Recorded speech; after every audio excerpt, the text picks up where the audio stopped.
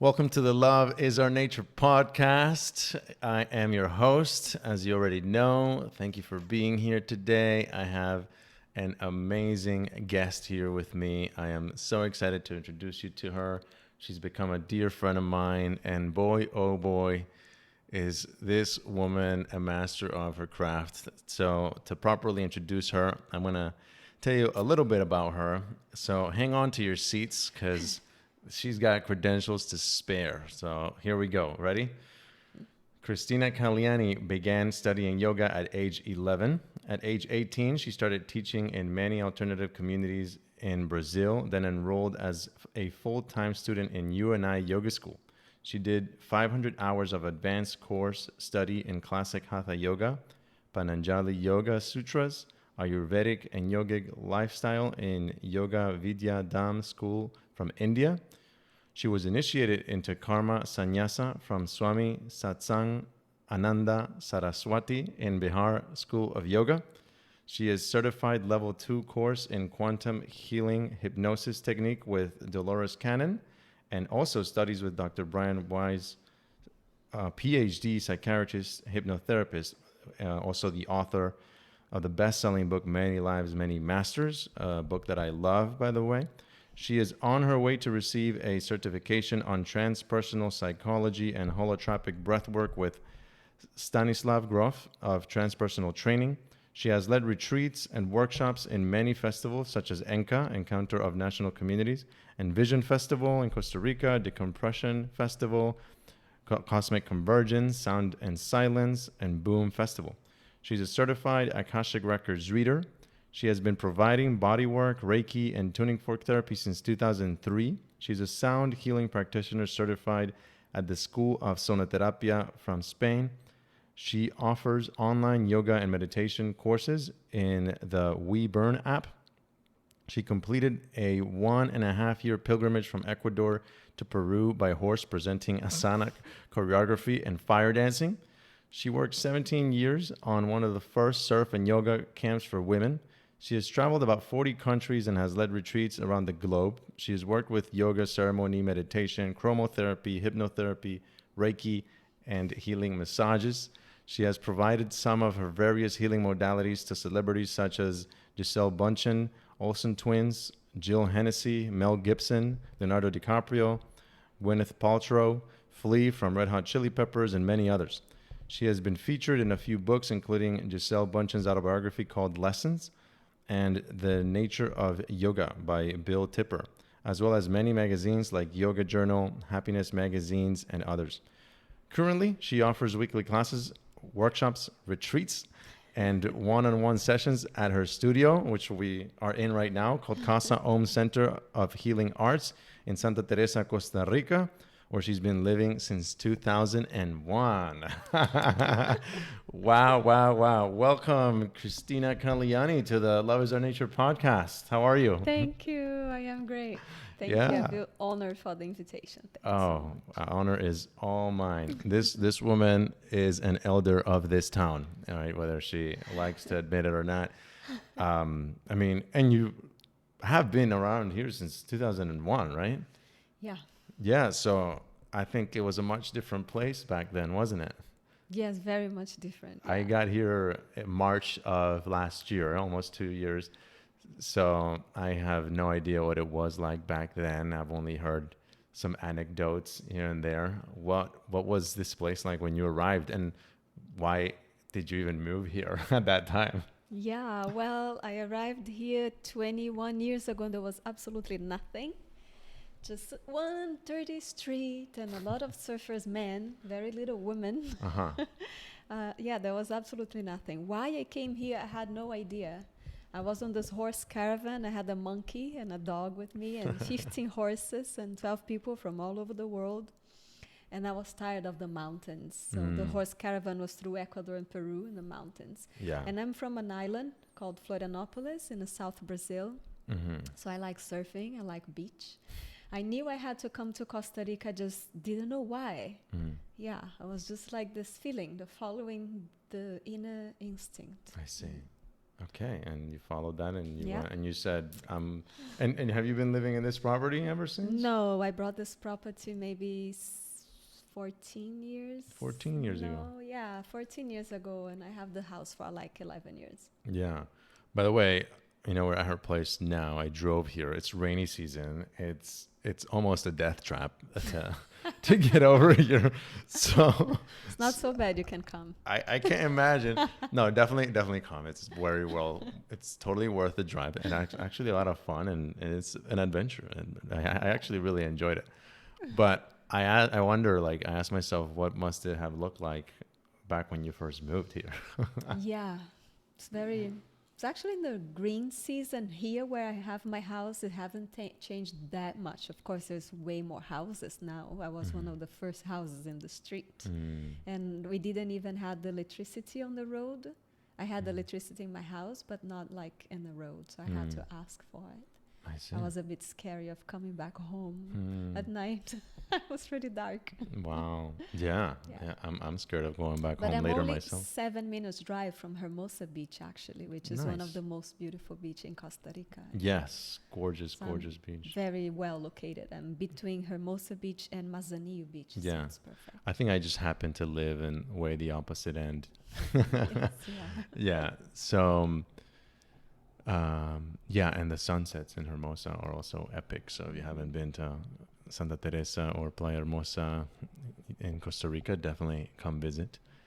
And why I was inspired to bring Kalyani, which is what we call her as endearment, is because this woman, I mean, you heard it in the intro, every modality of healing, like she's been there, so I am so curious to, number one, learn more about your drive and motivation to immerse yourself in this field of healing, and also shed some light in what that is. Why is that work important? Because I think there's a lot of people, like how I used to be just a few years ago. Like, if you told me healing, I wouldn't even know what you're talking about. Like, what is there to heal about? So yeah, why don't we start with that, and then I'll definitely want to know, like, how you even got into this work, or you start from wherever you want. What would you say? So yeah, I didn't know that I work in healing arts. That was something I just started calling because I never had. Okay, let's start by saying that I never had like a normal job as I started teaching yoga at the age of 18. But even before that, why I came to yoga at very young age, since I can remember, I was fascinated by the mysteries of life. And when I was about 8 years old, I told my father that one day I'll travel the world and I'll have the wisdom of the world inside myself. And my father was a Freudian psychologist, by the way. And I would be like reading books of Hermann Hesse and Richard Bach and philosophy. And I was in love with the mystery of living since ever. And I was always like following the call, what comes next to me, So I thought it was yoga in the beginning. So from this quest of who am I, where do I come from, and what I'm doing here, many philosophical systems came to exist, and that was my quest. My dream was to be a hermit and a pilgrim when I was 8. So I was in this quest. The pilgrim through life was myself. And yoga was the first philosophical system that brought me into this path of self-discovery. So for me, yoga was not about physical postures and asanas. It was about answering those philosophical fundamental questions about life. So that was how I started teaching yoga at 18. And through life, and then I also was living through communities, spiritual communities that I learned about the Hare Krishnas when I was 15. And when I was 19, I went to live in the Hare Krishna temple in Chile, another country. I left my family. I said, okay, I'll follow Krishna. And at 15? At 15, was 15? No. At 15, I met the Hare Krishnas for the first time. And at 19, 18, 19, I went to live in the Hare Krishna temple.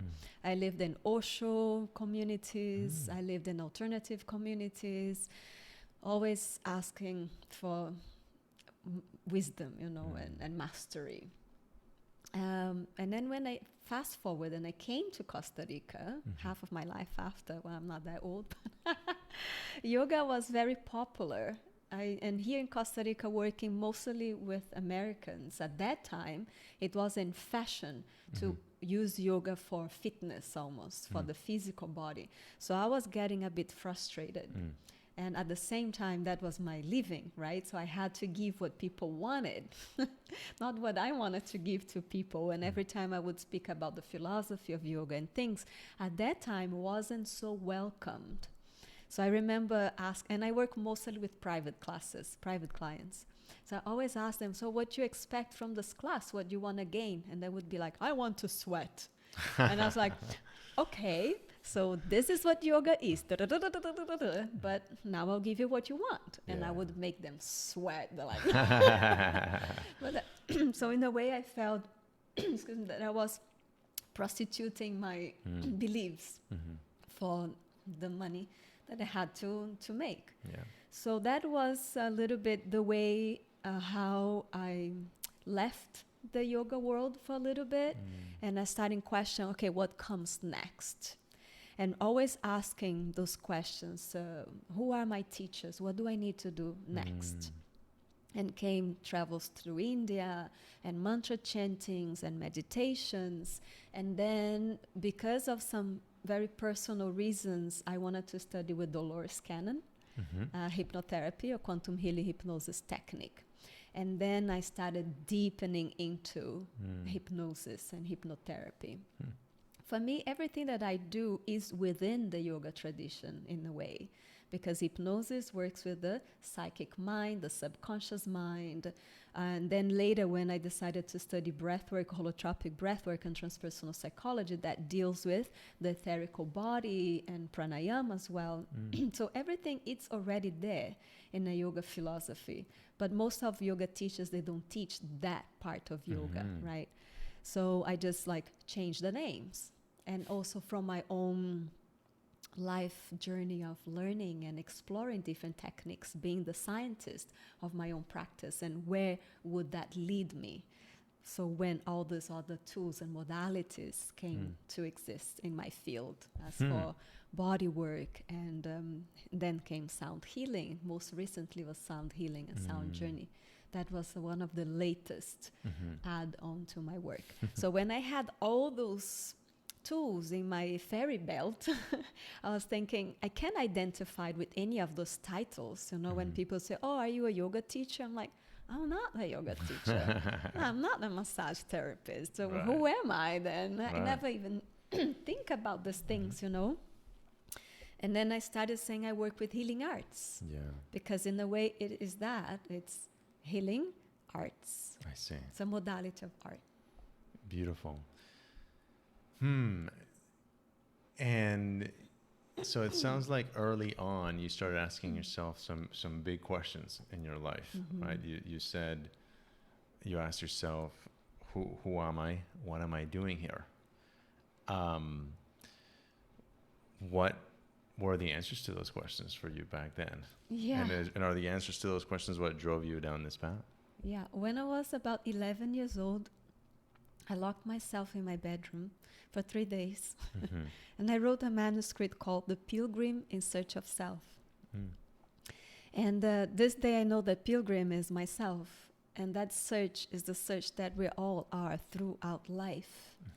And I always feel that the tools are very important for us to keep us in our track of not getting too identified with the tricks of the mind. I call mind fuck. I don't know if I can say that word here. That's okay. But the mind goes, you know, we go up, we go down, right? One day we're good, one day you're not so good. And it's not about the external. The external also, of course, it influences when you have no money for buying food and you have your kids to feed. Of course, all those things are important.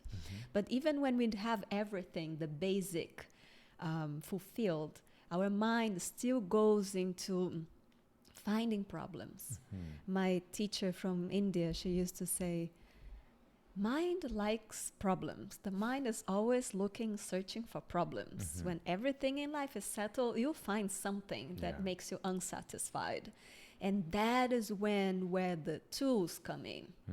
So we use those tools to help us remember who we are and disidentify with that mask of who we think that we are. I don't know if I answer your question. You did. You definitely started to. And it raises another question. How does an 11-year-old start writing a 3-day journal entry of the search or the pilgrimage of self? Yeah. I was weird.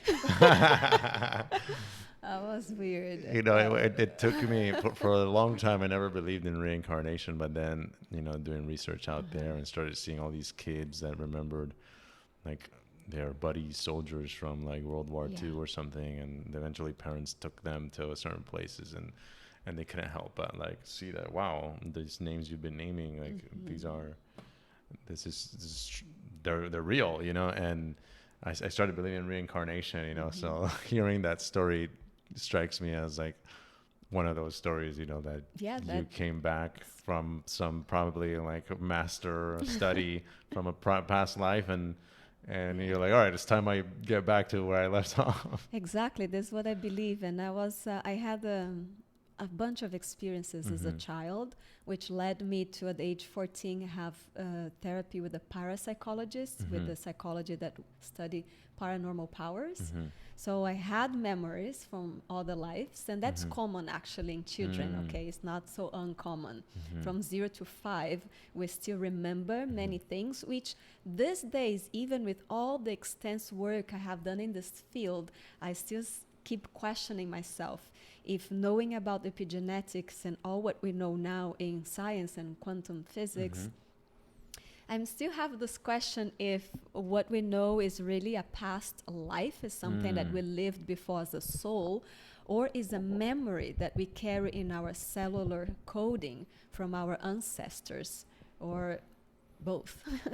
But I did had memories of other times as a child. Yeah. I also had experience, out-of-body experience when I was 12. So I was having actually have bad dreams, and suddenly I saw myself outside my body, standing, looking at myself lying in bed. So, you know, when you're 12, when you're children, and you experience that, you start thinking, okay, if I'm not my body, who am I, right? Yeah. Again, back to the fundamental questions of life. Yeah. So yeah, I could hear things that a lot of people could not. I had visitations when I was a child. Yeah, so I remember when I was about 10, I think, a teacher in the school asked her to write about the Second World War, I think it was. I don't remember, but it was something about, the French Revolution. Okay. I don't remember exactly the story, but I told her, I wrote down all these things, and she asked me, how do you know all of that? And I told her, I said, I remember. Wow. And she was white and looked at me like, okay, I'm not the crazy child. You know, had I not read actually the book by the guy who you studied under, Many Lives, Many Masters, I would probably also still think that a lot of this stuff is crazy, you know, and I'm sure most people listening to this probably haven't given too much thought to reincarnation, but I mean, I definitely invite you to read that book, Many Lives, Many Masters. He was a professor at the University of Miami, if I'm not mistaken, right? Where I'm from. Know. Yeah. And I think I remember that much. And that's when he's taking this woman. He was kind of like a regular psychologist, right? And taking this woman through hypnosis. Psychiatrist. Through hypnosis, psychiatrist. Taking her back to earlier memories to try to find out where her trauma came from. Yeah. Until eventually, all of a sudden, he takes her so far back, she's like describing a completely different life. Her voice sounds different, and then he's like, "Oh my God! Like, is this like a past life?" She started to tap into her paranormal powers or super consciousness. So we can see that we have a certain level of consciousness. Some people are below this consciousness, what we call a pathology, a mental disease. So certain techniques helps us to be in this, let's say, a normality, if you could call humans normal. But if we can operate well in society, so we have mental health, right? But with those techniques, we can transpass this normal state to supernormal state and tap into our higher self. Yeah. So Dr. Brian Weiss, he was really proving to the medical community that what he was seeing in his work was legit through those memories from past life. Now, what I tell my clients is this, which is very important, I think, is that it's not very relevant or important if what you're seeing in therapy or in session is really, truly a memory from a past life or a symbol from your subconscious or a memory from your ancestors coded in your DNA. But the question is, remembering this, realizing this, what changes in the here now for you? That is where therapy comes in, and that's why we call hypnotherapy. Right. Okay. It becomes therapeutic Yeah. when through remembering or relieving those traumas or relieving those memories, then there's healing that comes to your life. Yeah. I'll give you a simple example. I Okay. had clients that came to see me that she couldn't have babies, right? Usually a person comes to see a hypnotherapy when they already tried all doctors and all kinds of modalities and they don't know what else to do. So the doctors say her physical body is perfect, there's nothing wrong with her, but she cannot conceive. So she comes to session and she remembers a life, or sometimes several lives, where this woman died in childbirth. So our body has intelligence.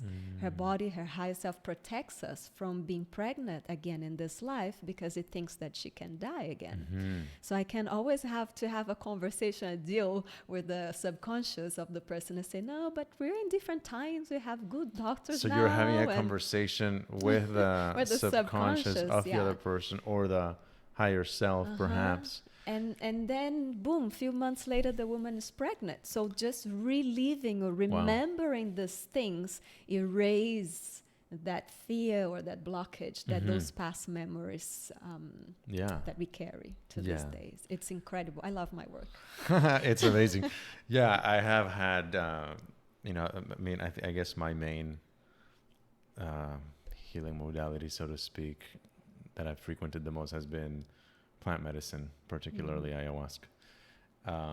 So I have had pretty amazing experiences where I'm communicating with some other version of me. I don't know if you could call it higher self. The labels are interesting, but that's actually one thing that I did want to ask you about. So I love that it came up because it reminded me.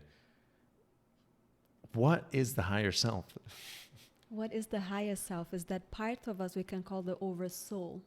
So you can say that we have, let's start with that. Yeah. One good definition for what yoga is union between Atman and Paratman. Atman, the individual self, the small self. Paratman, the universal self. Okay. So there's a part of us that is connected with our physical body, our emotions, our mind, and all the levels of the mind. But there's another part of us that is consciousness that transpasses matter and these limitations of matter. And that is the part of us that connects our small self and the bigger self, the universal self. That's what we call our higher self. Wow. That part of us has memory, or not a memory, it's memory itself, because consciousness is an amalgamation of all of our memories together, right? But our higher self has the information of everything that has ever happened in our soul's evolution. I see. So it's like the one that's really connected with Paratman, in other words. Yeah. And why would you say, you shared and illustrated a beautiful example, but for somebody who's not having trouble with childbirth, what would be the benefit of connecting with their higher self or interacting with them or having their higher self interact with you in a hypnotherapy session? That's a beautiful question, and I'm trying to teach people this, what I just mentioned before. When we start doing these practices, we start embodying our higher self.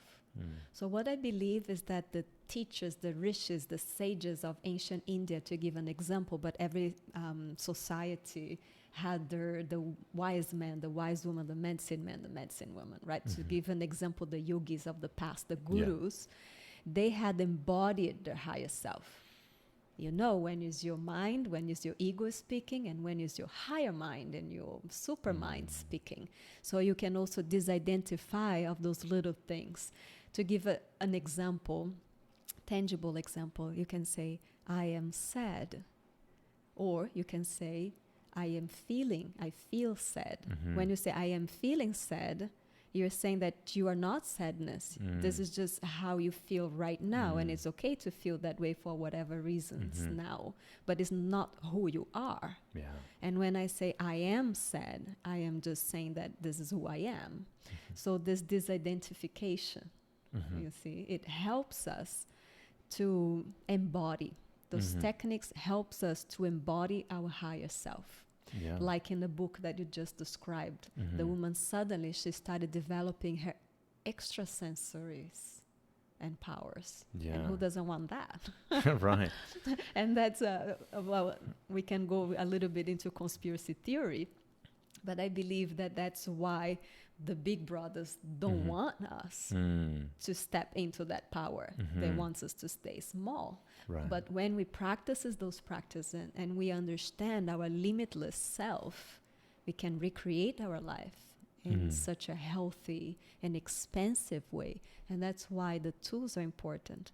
Now, before I forget, you mentioned something that I want to share with the public here, if you let me. Of course. About plant medicine. Yes. As from all the bio that you read, that's something that I don't have there. That's one of the therapists. I was actually going to ask. I was curious. Yeah, I have a lot of respect for plant medicine. I do use plants as medicine, other types of plants. Herbs and and stuff. I have experienced one time ayahuasca. But my offering to people is that you can get into those states without it. So for instance, Stanislav Grof, one of my teachers of transpersonal psychology and holotropic breathwork, he was one of the father of transpersonal psychology and the teachers of Esalen Institute. And how they created this breathwork, first they started exploring scientifically the uses of LSD, right, with people for this expanded states of consciousness and connection with higher self. When the LSD became illegal in United States, observing their clients, seeing that the clients through those states were doing certain type of breath work, they took the breath work and combined it with other techniques as for music and body work and created this modality called holotropic breath work. And through holotropic breath work, you can have a very similar experience as for ayahuasca or mushroom or other plant medicines. Through deep concentration, through channeling, through breath work, through hypnosis, hypnotherapy, quantum healing hypnosis technique, shamanism. There's so many techniques of trance-induced techniques that helps us to connect with that transcendental state of mind without the need of those substances. It's just a choice. I respect all paths. Yeah, definitely. I did do one breathwork session February of last year that was highly transformational as well, and I had an experience like if I were almost in ayahuasca. So it's so powerful how you can get there like through breathing, you know. So for all you people that are maybe not ready to do some ayahuasca or plant medicine, because I have people that tell me like, oh, I'm kind of scared of doing ayahuasca. Well, use your breath, you know. Exactly, or hypnotherapy. I like hypnotherapy even better, if I might say. Yeah. Because in breath work, as the name says, there's work. It's a lot of work. Yeah. In hypnotherapy is relaxation. Yeah. And then I have also people, I think that to the media and movies, scary movies and Hollywood movies that portray hypnosis as a dangerous thing, or it's like, it's not like that, okay?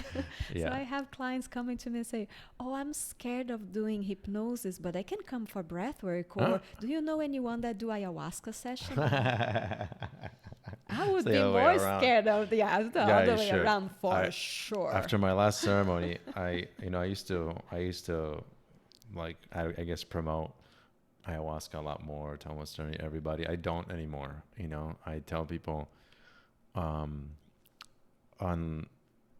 ayahuasca is not for everybody, and so don't do it unless you're ready to die, because sometimes you'll have the experience that you're gonna die, and the only way out is to die, you know, and in a way it is kind of like a death. So it's heavy sometimes. But a death can be Yeah, psychological. it can be an really ego good. death, Exactly. or it can be very physical. Right. Ayahuasca and other plants and even breath work, it has a very strong physical effect. With hypnotherapy, we don't have that much of such a strong physical effects. All the way around, you relax. And when you deep relax and your brain get into alpha and theta brain waves, you produce all those good immune system and cells, immune system cells, you know, all of that protection. I'm really excited to try this, by the way. It's the most I need to do it. And maybe we'll do another episode after I do it if you're up for that. I just love that technique. So. It sounds so powerful. I have two friends that have, one of whom I've already interviewed on the podcast, Stefan, and I think my friend Justice as well. They both have spoken really highly of their experience with you, really, really highly. So that's really awesome. I am excited to try it soon. And now, out of curiosity, had a very good experience. Yeah. Out of curiosity, what was your experience with ayahuasca when you tried it? With ayahuasca, I think I had a mild experience for what people say. I only had one, so I can't compare. Right. Physically, I was totally immobile. I couldn't move like one finger. And I'm very sensitive. I'm already, I don't know how you call it, connected, was born with Kundalini, awakened, however you want to call it. But I sat in meditation in front of the plant before the session started, and I closed my eyes and meditate, and my whole body started doing this, like, and I was like, whoa, I know myself. I know how sensitive I am to all of this. So I talked to the shaman, and I told her, I was like, look, I'm very sensitive for these things. I'm already feeling it without drinking. And for me, honestly, music is my medicine. And can I stay here for the music? And she said, no, if you stay with us, you need to drink at least a little bit. And she gave me this little bit while everybody else have one or two of those bits. And I was the first to go and the last to come back. Wow. I was already asking, Mama ayahuasca, bring me back. What the fuck will I ever come back from this trip? Yeah, you get stuck there for a while. And I saw all the typical kaleidoscopic psychedelic thing, but I also saw music for the first time when the shaman was playing the guitar, and I saw the music as white waves dissolving the chaos of the thing. And then she said to me, if what you want is unite people through music and gatherings, you're already on your path. You don't need me. I only make sense if it's for healing. And then she went through my body and did some healing. But it was beautiful. I respect. It's so powerful. Nice. It's just that I know it's not my path. She even told me. Yeah. So it sounds like hypnotherapy is your modality of choice if you had to choose one. Is that right? I think it's from all the tools I offer, and I feel that that's why there's so many modalities in the world, because it's not one modality serves all. It's not one medicine serves all. And I do offer retreats where a person comes to stay with me for 5 days or even more, and they try all of the modalities. And what one person would have that breakthrough on a shamanic meditation and not so much on hypnosis, the other one will have on a hypnotherapy and not on breathwork, or the other one's going to be the other way around. So I can't say. It will depend on the person and the moment. For me personally, I love it. Right. So what is your commitment behind all this? Because it sounds like there's a commitment there that you have with people, and it's that commitment that's had you acquire all these tools so that you can help someone with something, it sounds like to me.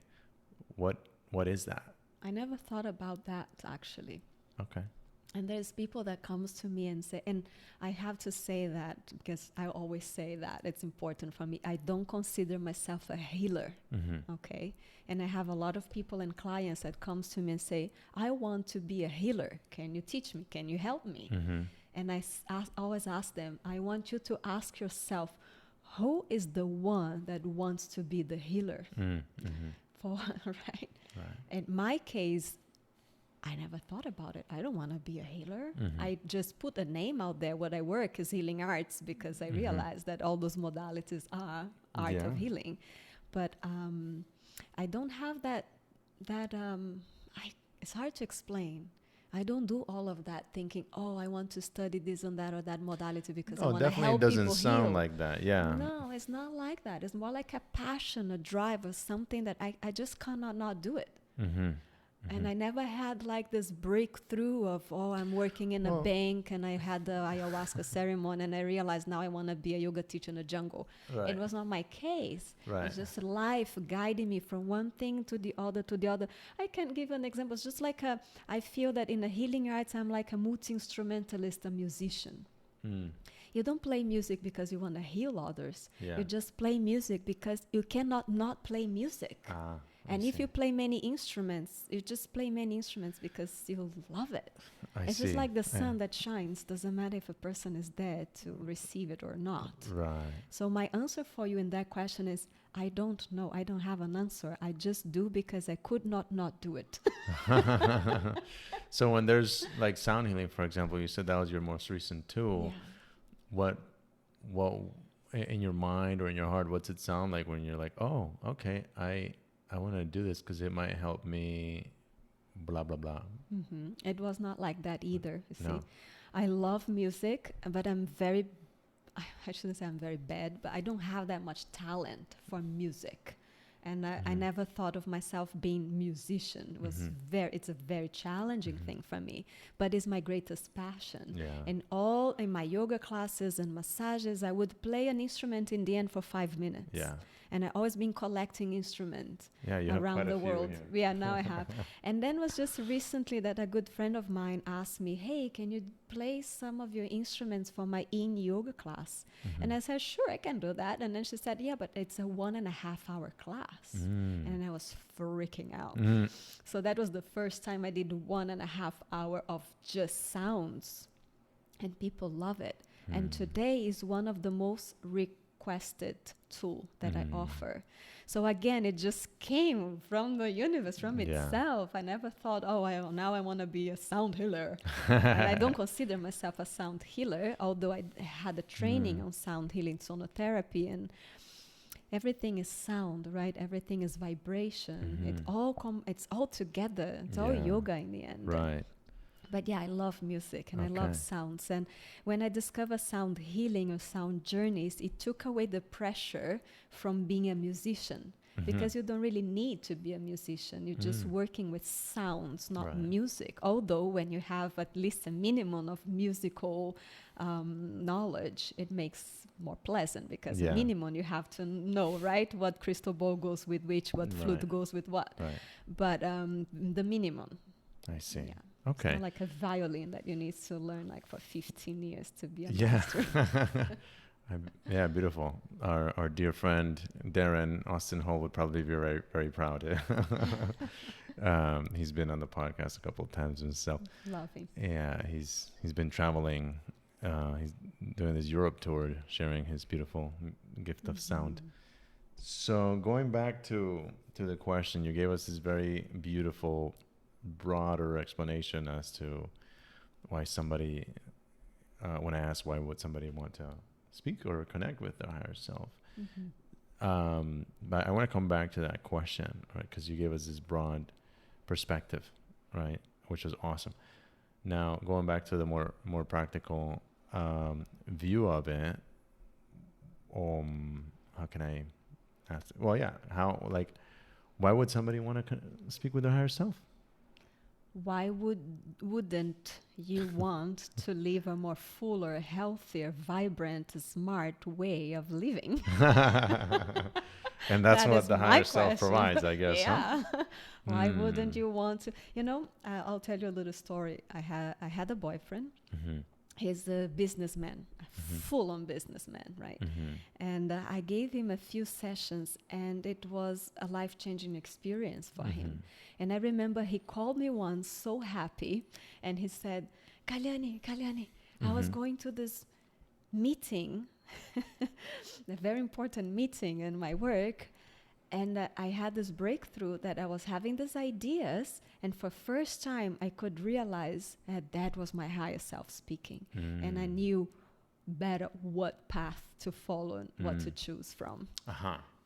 the higher self is also the voice of the heart, the gut feeling, the intuition. Was a little bit different. It is and it's not. But you can feel your higher self as that part of you that has the right answers. I see. So yeah, when you go right and you go left and you don't know where to go, and then you connect. When the right and the left brain, they merge, they come into coherence, then you're accessing the higher realms. That is also yoga science. I see. Yeah. So now I gather that one of the benefits is like you get to have very insightful clarity as to your direction. Maybe if you're feeling lost, you're not sure where to go in life, your higher self probably just point you in the right direction. That's really cool. I have heard from people in interactions with what they, I think, refer to as their higher self from different modalities also, how the higher self is like very clearly and succinctly communicated when they would ask questions like, why isn't this thing working out for me? I keep trying, like, oh, because blah, blah, blah. And like immediately they're like, oh, wow, okay, So that is really cool. That was a beautiful example that you gave about the woman who couldn't conceive. Is there another example that you could share anonymously that you were inspired by from somebody? So many. Is there one that jumps out that comes to mind? Yes, there's fun stories. I always like to tell the stories because it's quite unusual as well. I had a client that she had lost a jewelry box, a family jewelry box. And I asked her, do you think it was stolen? And she said, no. I know it's in my house. I moved the house I can't find it for 3 years. In her house? In her house. Okay. American woman, probably wealthy, right? With the jewelry box lost. She probably needs to go to a declutter specialist. And then she came for a session. Her higher self did not tell her where the box was, but it told her a few other things. But it just, in the end of the session, says, don't worry, you'll find it. 3 days later, she writes to me. After her vacation in Costa Rica and her session with me, she said she was going back home and she was putting her car in the garage and she saw something shining on the shelf on the right. And she looked. It was the jewelry box. Wow. That story is mind-blowing. I love it. So in her session, the higher self shared a bunch of other things as well. Yeah, that's one thing that you think that you come to a session for one thing, but you find out a lot of other things. So it's usually how it goes. For instance, another example, I had a client who came to see me because he wanted to stop smoking. Yeah. And in this session, the quantum healing hypnosis technique, you can write a list of about 8 questions or themes that you want to ask your higher self directly for. What is my mission in this lifetime? I always say this is the $1 million question. What's my mission in this lifetime? Why did I choose my family? Why did I had this illness when I was 5, etc.? When will I meet the love of my life? Blah, blah. So one of his questions was, I want to stop smoking. So he came mostly for stop smoking. And he could see his deceased mother coming to talk to him. And many things change. And after that, he stopped smoking. So that is a different kind of session, you see. Yeah. So what I tell people is that, okay, I can apply all the techniques that all the teachers teach about hypnosis. That is just to help you stop smoking. But if we address just that and not just the root cause of why you smoke in the first place, maybe you stop smoking but starting biting your nails or eating sugar. So I always like to start with the session which is more encompassing, so you can discover the root cause of your problems. Awesome. So you might think that you come from for something and you leave with a lot of other information. Yeah. And another thing that you see that is common that I see in my work is that the higher self, angels, guides, however you want to call it, they started working on you before session. So I have clients that say, while I was writing my questions to come here, I was already receiving answers. Oh, wow. Or, last night I had all these crazy dreams that was very insightful. Yeah, really interesting. It's actually similar too with plant medicine, like leading up to it, you already things start transpiring, right? Breakthroughs start happening. Really interesting. This life is a mystery. I love it. Yeah. Really, really awesome. I'm really inspired to schedule my session with you. You're heading out soon, no? Yeah, next week. Next week. Just for a few days. Just for a few days. Okay. Yeah, I'm definitely gonna do it, and would be happy to share about my experience as well. So, what has been like one of your greatest discoveries in your own journey? You know, you definitely sound like you've had a very extensive journey that started very young. You started following a certain path. I don't know if you refer to that as your spiritual path or what. What has been some of your greatest discoveries in your exploration, your pilgrimage? Mm-hmm. I feel that I'm 43 now. Mm-hmm. And I'm very grateful to think that when I look back, when I was a child, when I was a teenage, today I am the woman I always wanted to be. Mm. And this is very touching because a lot of us that lives in automatic pilot and work for what our parents expect, for what society expect, they might never have this feeling. Mm. I feel so grateful and so privileged Mm-hmm. that I feel that because of those tools, I have become who I always wanted to be, you know, living in a beautiful place, on the beach, surfing, making my schedule. And it's not that I don't have mind fucks. I have mind fucks. Yeah. But I can use my tools to get away, get out of those mind fucks, maybe with a little more ease than someone that doesn't have the tools. And that's why I say the tools are important. Mm-hmm. Because if someone has no passion, no hobby, and their life is just like work, or I'm happy because I have a husband, I'm happy because I have a wife, and what happens if your wife dies, if your husband dies, and you don't have work anymore? And what is your true happiness, you know? Mm-hmm. So I feel that my work gives me that feeling that I am fulfilling my life purpose. Yeah. And you've done all this now also while raising a beautiful girl now. I was going to say little girl, but she's not so little anymore. Yeah, she's leaving home. How old is she now? 16. She's going on a 5 months journey right now. Wow. With her father. She's going to go find her pilgrimage. Yeah. Pilgrimage. Yeah. How does she relate to all the healing arts? You know, she's 16. She's coming closer now. But those times, she always say like, "Oh, Mom, I don't like all your hippie stuff." Oh, your hippie stuff. Of course. It's so funny. It's like the pendulum swings, right? Of course. It's so funny. Although I feel I am very much in the middle, you know. Yeah. I did live in alternative communities, hippie communities, however you want to call it, but I'm very much inclined to science and to have a scientific background. And that's why I think it's important to study, to look for the best teachers. And that's what I did. Every time I received that call of, I feel I need to study hypnotherapy now. Yeah. It's not that I want to be a healer hypnotherapist. No, it's like, this is in your field. And then I go, who are the first teachers? Who are the pioneers? Who are the best of the best? I go to them. Nice. And I feel it's very important for us to honor the peoples that walk those paths before us.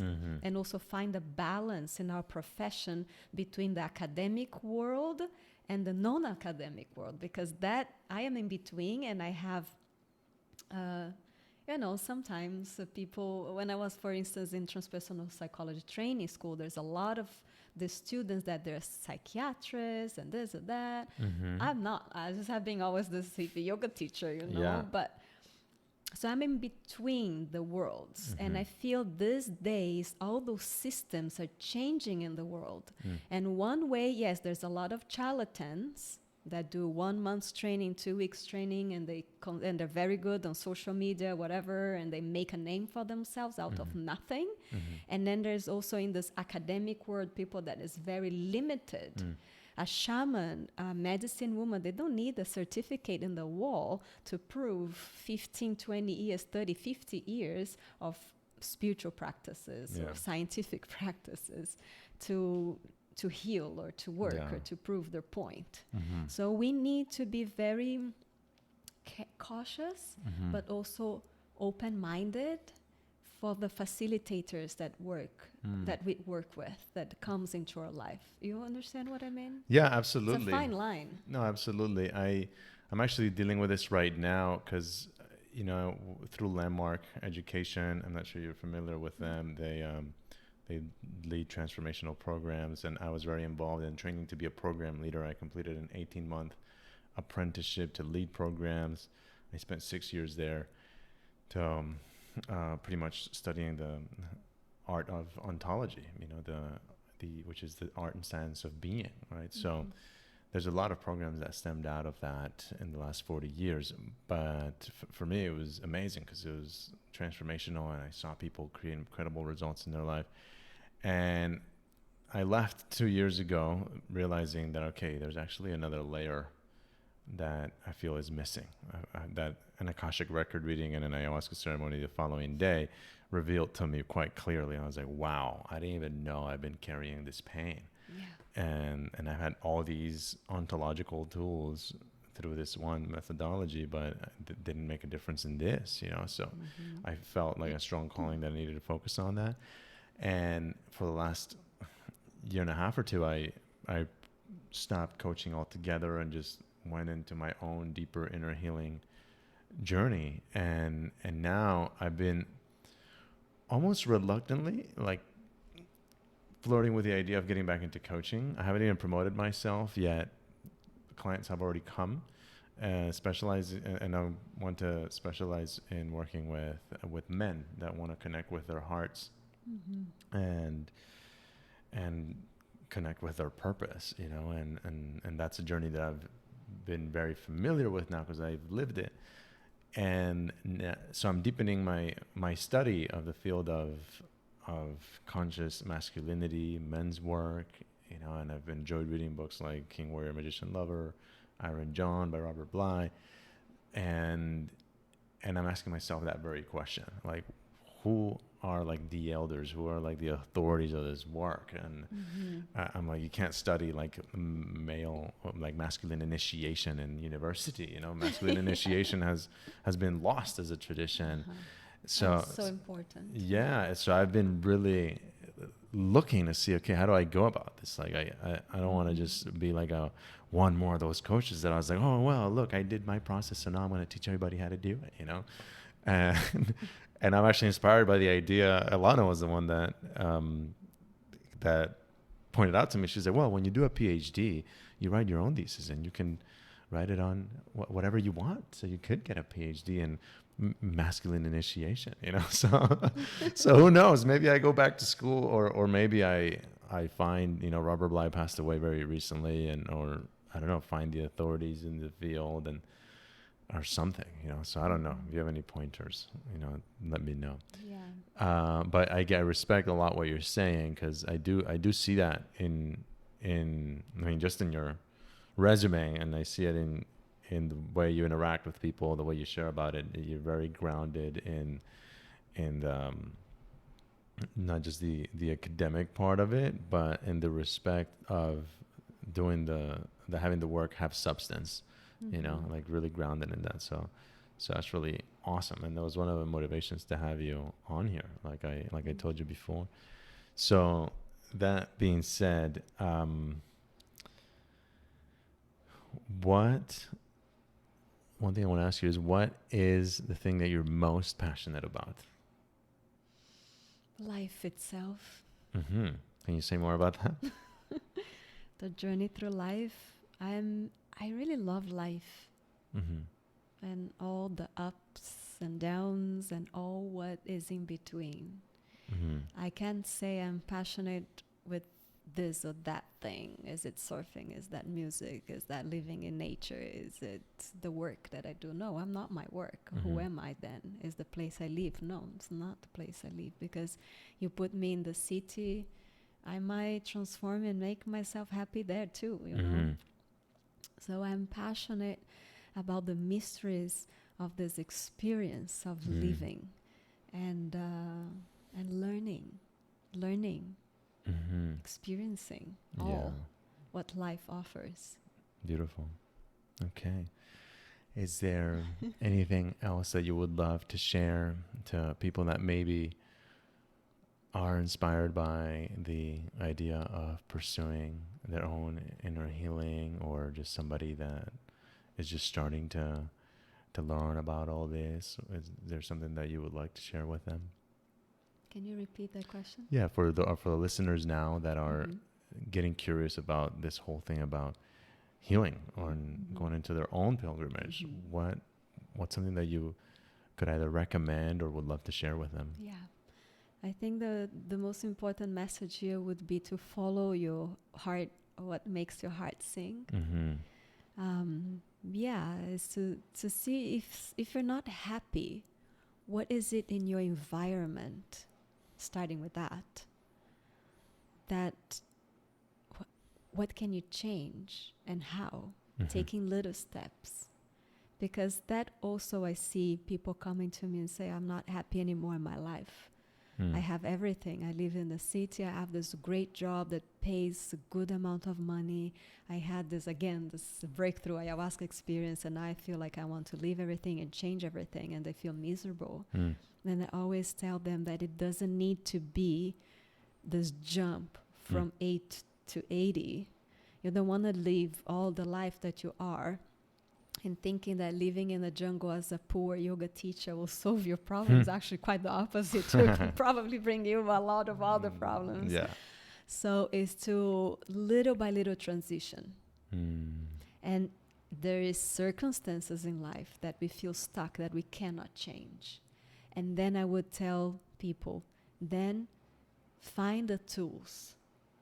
Find a hobby, a passion, something, again, that makes you happy, that makes your heart sing. And then search for practitioners, for facilitators that helps you with therapies for you to understand where you need to go and why you're here. Amazing. Thank you. And I would love to give you the opportunity to share with people how they can connect with you, or perhaps even reach out to you to work with you, because you also offer some things online, right? So how can people get in touch with you?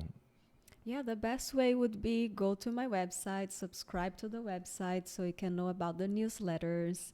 I am also very active on Instagram. I don't know until when. So the best way is grab the WhatsApp number, subscribe to the website. And yes, I post contents every Monday, Wednesday, and Fridays on my Instagram. And then I also do stories every day. I try to be very creative. And you're really good with your social media. I do because I love. Yeah. Because you didn't ask that, but before I used to be an actress. So I studied 6 years of theater, and I loved writing, and I love photography. I always say that if I wouldn't be working in what I do, I wanted to be a videographer or a photographer. So from the very beginning of Instagram, I thought it was the best platform. I could share all of that I like, which is videos, photos, writings, image, talking. So it works for me. Yeah. But then I tell people that, they say, I need to do for my work, I don't really like. Then hire someone to do that for you if you don't like. Yeah. I do because I like. Yeah. And when it gets a bit like, now things are changing. So I still do it. I do Instagram, and I started TikTok. Nice. Just because we also need to share our work so people get to know us. No, right? I mean, marketing and TikTok is taking off. You definitely need to be on I have TikTok. things on YouTube channel. I also have free meditations on Insight Timer app. So I'm spread it out a little bit. SoundCloud. Okay. Perfect. So people can follow you on Instagram at Cristina Kalyani, right? That's CRISTINA KALYANI, right? Cristina Kalyani. And your website's CristinaKalyani.com, right? So feel free to reach out to her. This woman is wise beyond her years, and she's got so much to offer. I am very excited for my hypnotherapy session very soon, and can't wait to share with you all about it. So thank you very much for coming on the show. Is there any last words that you want to say in closing? Yes. Trying to see beauty in everything. That's something I really appreciate, is to create an environment of beauty. And I know, again, I know that some people have really, really hard lives, and that it's very hard to create. But sometimes little things like bring flowers into your home, create a clear space for, if you don't do meditation, if you don't have a religion, it doesn't matter. Create a little space for you to sit and breathe and connect with that inner voice that speaks, you know. I try to do everything that I do with beauty and with consciousness, with awareness, with love. The food that I cook, the way I talk, or how I walk, or it's like the path of You the do that priestess. really good. You see her coming into the market on Saturdays, and it's like, oh my God, it's like somebody's laying rose petals for you to walk over them. You know, she's walking barefoot into the market with her picnic basket, you know. That's my Libra Venus. Yeah. But Amazing. yeah, that's something to think about. Yeah. Our ancestors, they used to say walk in beauty. And that I feel is very important. It's like when I say I love life and I have passion for life, and I feel not everybody has this appreciation, is that how you pronounce? To the little things, to the beautiful things that is everywhere when you look. Absolutely. And you can find even in the city. Yeah. Even if you live in the city, you can always bring a flower, bring a rose, bring a stone, or a little fountain of water, you know? Yeah, beautiful. Beautiful message. Well, there you have it. Thank you so much for listening, everyone, to Cristina Kalyani. Thank you, Kalyani, for accepting the invitation once again. What a treat it has been to have you on the show. Can't wait to share with everyone. And, you know, take her up on that invitation. How can you create more beauty into your life? All right. So let us know how you're going to do that. Feel free to reach out. We love you, and have an amazing rest of your day. Thank you for listening. Oh, some witch's brew? Yes, please.